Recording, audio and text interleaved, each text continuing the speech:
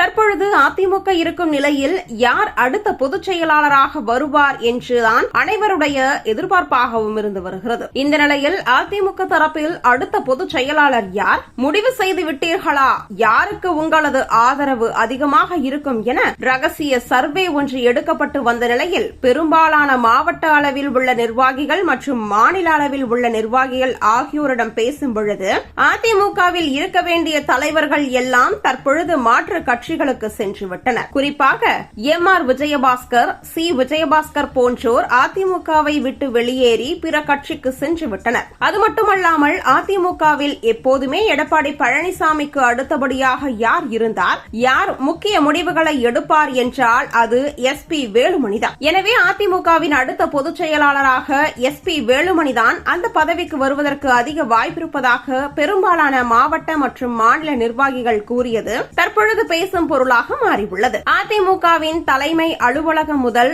அதிமுகவின் கடைக்கோடி மாவட்ட நிர்வாகிகள் வரை எஸ்.பி. வேலுமணி வந்தால் சரியாக இருக்கும் என ஒட்டுமொத்தமாக முடிவெடுத்துவிட்டனர். இந்த முடிவானது எடப்பாடி பழனிசாமி தரப்பிற்கு கடும் நெருக்கடியை கொடுத்துள்ளது. வைத்துக் கொள்ள வேண்டும் என்று எடப்பாடி பழனிசாமி இருந்து வந்த நிலையில் தற்பொழுது கட்சிக்குள் இருக்கும் பல தொண்டர்கள் மற்றும் நிர்வாகிகளே பொதுச் செயலாளர் பதவிக்கு எஸ்.பி. வேலுமணி வந்தால் நன்றாக இருக்கும் என்று கருத்து தெரிவித்து வருகின்றதை அறிந்து தூக்கமின்றி தவிப்பதாக சில தகவல்கள் வெளியாகி வருகிறது. ஆனால் கட்சி கண்டிப்பாக தலைமை பொறுப்பை மாற்றியாக வேண்டும் என்ற முடிவில் உறுதியுடன் இருந்து வருகிறது. இதுபோன்ற பேச்சுவார்த்தை அதிமுகவில் பரவலாக பேசப்பட்டு வரும் நிலையில் எஸ்.பி. வேலுமணி தரப்பிலிருந்து தற்பொழுது ஒரு சூப்பரான பதில் கிடைத்துள்ளது. இந்த விஷயத்தை எஸ்.பி. வேலுமணி தரப்பை தொடர்பு கொண்டு கேட்டால், கட்சி என்ன முடிவெடுத்தாலும் நான் ஏற்றுக்கொள்ள தயார். எம்ஜிஆர் அம்மா தொடங்கிய கட்சி, இதை நான் உயிர் உள்ளவரை விட்டுக் கொடுக்க மாட்டேன். இந்த இரட்டை இலை சின்னத்திற்காகவும் அம்மாவின் ஆசி பெற்ற இந்த தொண்டர்களுக்காகவும் இயக்கத்திற்காகவும்